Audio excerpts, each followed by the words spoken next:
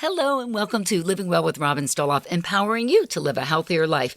You know, the pandemic has changed life for us in so many ways. One of the biggest shifts is that we're doing so much more now online. Whether it's school, work, banking, shopping, online meetings, or medical appointments, we are all living in this new virtual world. And that can lead to online security threats, cyber attacks, and identity theft. So what's our first line of defense? You may be surprised to learn it's actually you and me. Here to explain that is cybersecurity and personal safety expert Pete Canavan. He's also host of the nationally syndicated radio show and podcast Safety Talk. Welcome, Pete. Thanks for joining us. Thanks so much for having me, Robin. Glad to be on. Pete, in addition to keeping people safe online, you are also a 5th degree black belt and master martial arts instructor. So you focus on personal safety as well as cyber safety. Just give us a little overview of your background. I've been in information technology and running my own consulting company since 1995. So in that time, we've really only had to deal with viruses and some things like that. But, obviously, as we all know, in the last 5-10 years, the cyber threats have just exploded. We have all these different things we have to worry about, from phishing attacks to ransomware and malware and viruses and hacking and so many different things. And so I've always been involved in the online side of things, and even more so over the last few years. And then I've been training and instructing in the martial arts for about 22 years now, and a 5th degree master instructor in both Hapkido and Taekwondo. So I've been teaching people how to stay safe and secure offline as well. So I can do it in both the online world. That's incredible. Do not mess with Pete. That's the bottom line. Do not mess with Pete. So we're going to dig into all of this a little bit more. But you say that really the first line of defense comes from you and me. What do you mean by that? Well, I think a lot of people, they believe that when they see hacks and people who, for example, identity is stolen, that, wow, it's terrible, but they don't think it's going to happen to them. And so they maybe don't learn as much about what things they can do to proactively protect themselves. Now, I do believe that is changing because, we see it happening more and more. We see it in the news where, not just businesses, but individuals are being targeted by all kinds of scams, whether it's the elderly, whether it's, just phone calls coming at you, at random, or emails. And so it's very important that you have a very healthy dose of skepticism, I would say, when it comes to any sort of unsolicited communications that you receive, and do your due diligence before you act on anything that you are even even if it seems completely legit, it may not be. We tend to get in a comfort zone, don't we?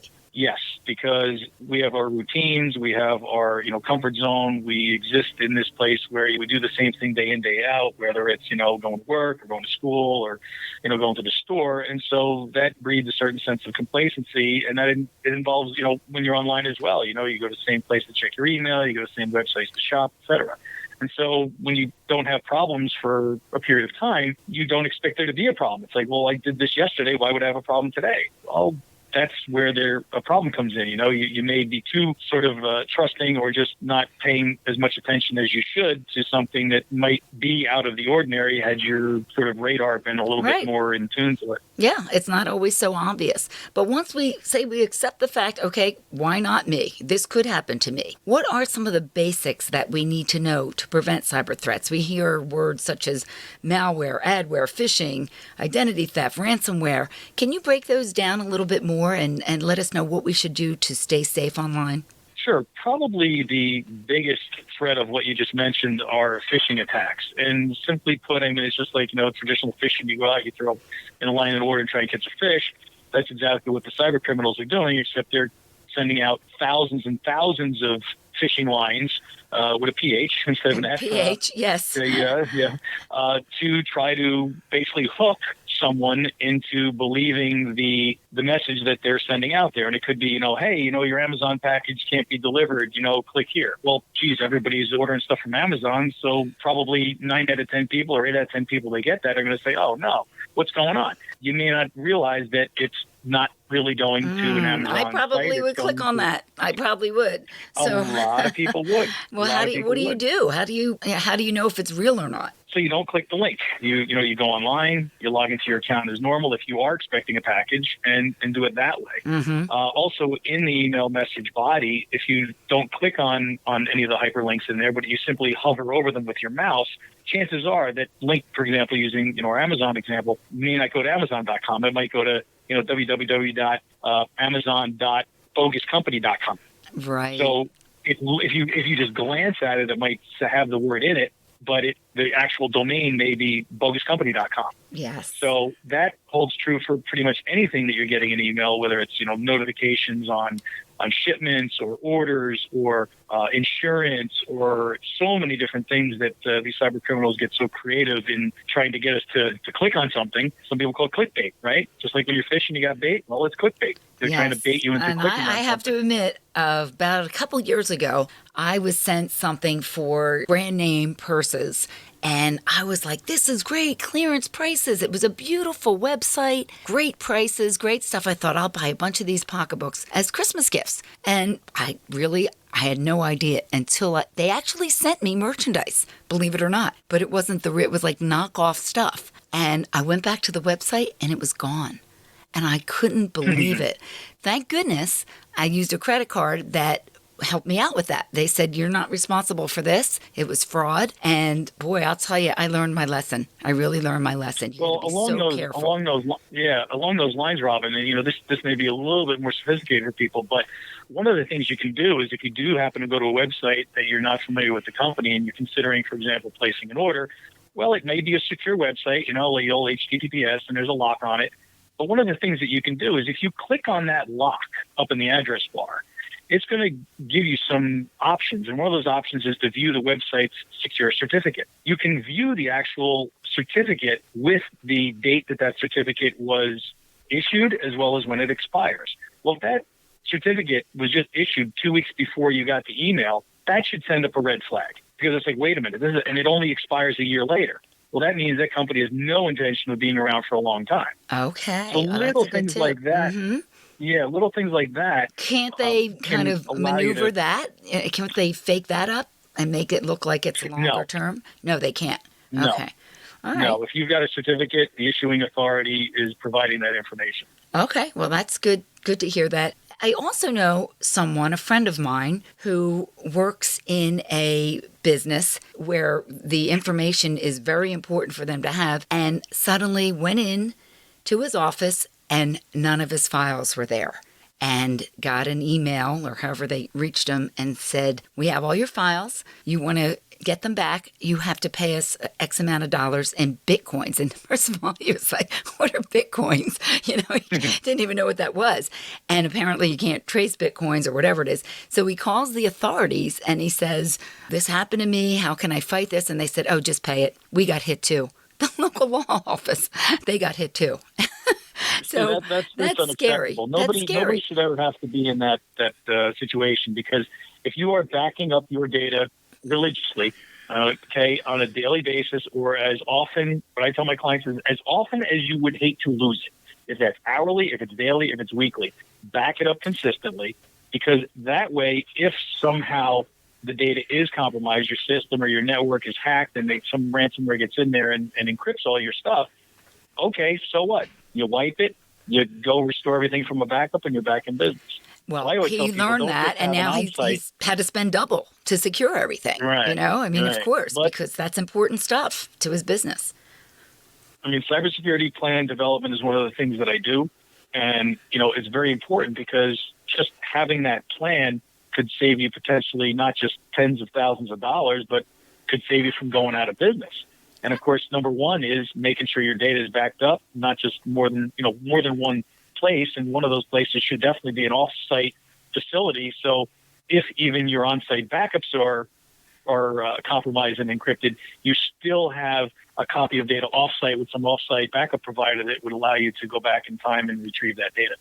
It's just couldn't be more important to do something like that. And the funny thing was, they didn't ask him for thousands of dollars. They asked him for, I don't know, $600 and some weird amount of money, because I think They feel like if we can just get that easily from people. It's not going to kill people. They're just going to pay it. It will just hit all these small businesses and they'll just pay it. It won't be a big deal to them. I mean, nobody wants to pay money for something like that, but it wasn't like it was $30,000 where somebody might say, I can't do this. So I thought that was interesting that it wasn't this huge sum of money, but if they get a little bit from a lot of people, they're doing okay. If these folks put that amount of effort into a real job, they would be they would be millionaires. Right. Well, unfortunately, it sort of legitimizes what they're doing, because if people keep paying the cyber criminals, they're going to keep encrypting files. If everybody stopped paying them, there would be no business model and it would fall apart. Absolutely. The problem is when you've got sensitive business data or financial records or health records or things where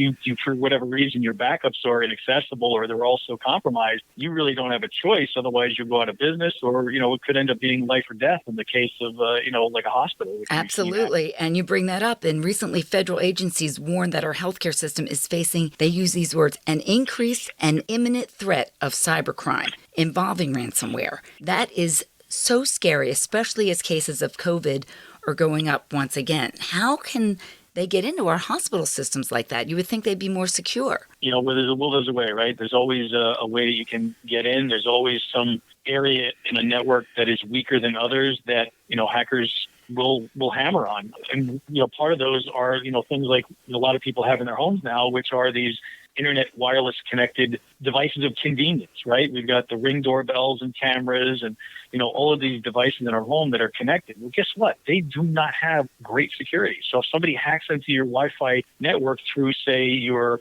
new smart refrigerator, right? Because we've seen now these new fridges have like these big touch screens on them and they're internet connected. They get into your network, they can easily find out, okay, what's the IP address of your router? Let's try the default passwords. Oh, look at this. This person, when they set that up, never changed the default password. Bam, they're in.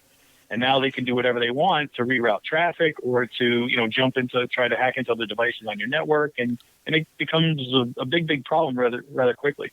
I saw something online where a family had a security camera in their family room, basically watching them, and someone tapped into it and was actually watching this family in their home, which scared me a lot. I thought, no, not for me. I don't think I need something like that. But that's how crazy it can get. Technology's wonderful, but there's always someone who will do something bad with it, who will find a way to harm us.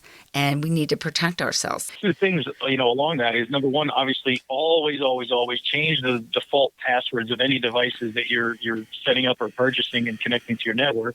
And then create a long password. I tell people make them at least 10 to 12 characters long because they become much tougher to crack. That way, if somebody is trying to crack a password, they get to 8 characters, get to 9 characters, they still haven't cracked it yet. It takes a lot of time and a lot of processing power to try to crack passwords once they get up beyond about 12 characters. So make a phrase up, figure it out, secure it somewhere where, put it in your phone, secure phone, put it in your computer in a secure file, whatever. And then take advantage of anything that offers that two-factor authentication. It's a little bit of a pain in the neck, but we all now are getting used to the fact that when you go to log in somewhere, it says, we just sent you a text message. Enter the code we just sent to you. Well, yeah, it's a pain in the neck, but guess what? That secondary token that's generated on the fly, that's sent via text or email, whatever, has to be entered in order to continue to gain access. Well, if that is being utilized, that can't be hacked, because unless that person knows exactly where it's going and also has access to that email account or that cell phone, they're going to be thwarted at that point. That is a really great tip. And that does happen a lot more now, that there's two-step verification. And what does it take you? Another 30 seconds, 1 minute to secure yourself. And it's important to do something like that. So that's a great tip as well. And when we make up a password, do we need to have any special characters? Does that make a difference? Does that help make it more secure? Longer is better than complex necessarily. So would I say make your password, 1, 2, 3, 4, 5, 6, 7, 8, 9, 10, 11, 12? No. But definitely intersperse capital letters, lowercase letters, and special characters in the password. So let's take an example. Like say you love black tea iced tea.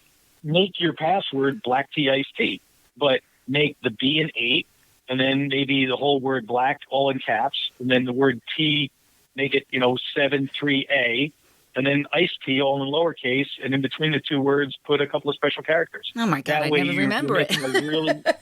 What you just said. Well, once you do it a couple of times, you would, because it's Right. a phrase. And when you do that phrase, and if you come up with your own sort of way of doing it, and, with a couple of characters, maybe the first time, you use the shift on the number 1, and next time you change it, shift number 2, and then 3, and then 4. And you can easily make a note of that somewhere without writing the whole password and say, change it on this day, character is now a pound sign. Well, nobody's going to know what that means because they don't know the rest of your password. But oh yeah, that's right, I changed it. Now it's a pound sign, not a dollar sign. I do it with, I'll kind of write out part of my password and write XXXXX, and I know what it is, but it just gives me a little hint on whatever the password is. Right. And you also should not have the same password for everything. Is that right? No. And so people are always like, oh my God, I can never remember all his passwords. And so that's fine. Use a password manager program, okay? Something like LastPass or iPass or 1Password. Or a couple of ones. But can people break into those? I always think about that. What if they get into that? You got to make the password to get into your password manager very complex. Right, obviously. right. No, I mean, it makes it easier. It allows you to secure things and not have to remember 1,000 passwords. The programs usually will even generate you secure passwords for new sites when you're going to them, so you don't even got to worry about generating things. Yes, that's another thing I was going to ask you. Is that a good thing to do? To when they give you, do you want to use this password? I never do it because I think, well, what if I forget it and it's somehow not saved in my system and I'll never be able to get back in? Is that smart to do? I think Google does save it for you. 6 of one, half a dozen other. I mean, I, for one, never use one of the automatically generated passwords. I just make up my own because I've got my own method. And then I store them in a contact management program in my office, which is secured by password. So you have to get into my password. You have to get into my system, get into that program to get into my password. Or you know what? Take a notebook. Let's be old-fashioned. They can't break into your notebook. Put it in a notebook sometimes, And Sometimes it'll never the old-fashioned is easier. You know what I mean? Let's just break that down and make it simple. Just put it in a notebook. Just don't put it under your keyboard. Yes, absolutely right. Hide it somewhere in your house.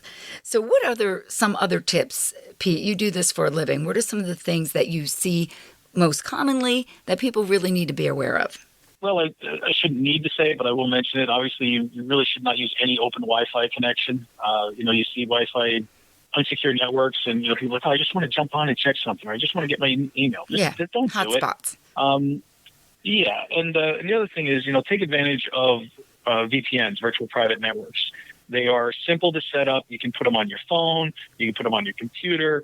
They're either free or next to free, and they really add a much greater level of security. What does that actually Most mean? people now. So what that does is it basically makes an encrypted direct connection between a computer and a network, or between two computers. And so when you have to have the key that allows you to connect between the two. And if you don't have the key that allows you to connect, you can't decrypt the traffic. So you might be able to get into it, but you're not going to be able to read anything because it's all scrambled. So a lot of businesses, obviously, with a lot more people telecommuting and working from home, a lot of businesses have set up VPNs for their employees. If they haven't, they should, because it's going to give them a much greater measure of protection against that connection. The downfall is, of course, if you're allowing someone to use their home computer or laptop or tablet or phone to connect your corporate network, you don't have full control over that device. So if that device is compromised, you could introduce that into your network. So you have to be very, very careful. And so you said don't use, say a hotspot. But I always thought as long as you're not, say, doing your banking at that time, then they cannot get into your banking. But they can get into anything that you have if you're using... Well, hotspots are fine. I'm talking about like open Wi-Fi networks. You go somewhere, you're a donut shop or whatever, and there's an open Wi-Fi network. Don't use it. You just use your cell phone. Okay. Don't use their... Okay, I gotcha. Don't use theirs. You can use, say, your Xfinity hotspot because you're connected to that. Is that okay? Right, and you have to log into it, and so there's a certain measure of security there. Okay. But I mean, it's so easy to say. I mean, you could just, on your phone, whether you're on an iPhone or an Android, just go to the appropriate store, search for, free VPN, and you're going to find a whole bunch of them, and they're super easy to install. Basically, you install it on the phone, and when you connect to something, you open that program up, just hit connect, and it will create a secure connection to the internet and then you have an extra layer of security. That is a great tip because I always do that. If I'm in a diner or if wherever I am in a restaurant, I'll say, well, what's your passcode? And I always use theirs. Do it, but you can do it, but then start up the VPN program on the device that you're connecting to the network with. To protect yourself. Gotcha. Great tips, Pete. And you do this for a living. You help businesses and individuals. Tell us how you work with people. We basically work with residential customers and corporate clients for, anything that has to do really with their technology, whether it's, problems with their systems or networks or whatnot. One of the big things we're doing now is setting up businesses with cybersecurity business plans.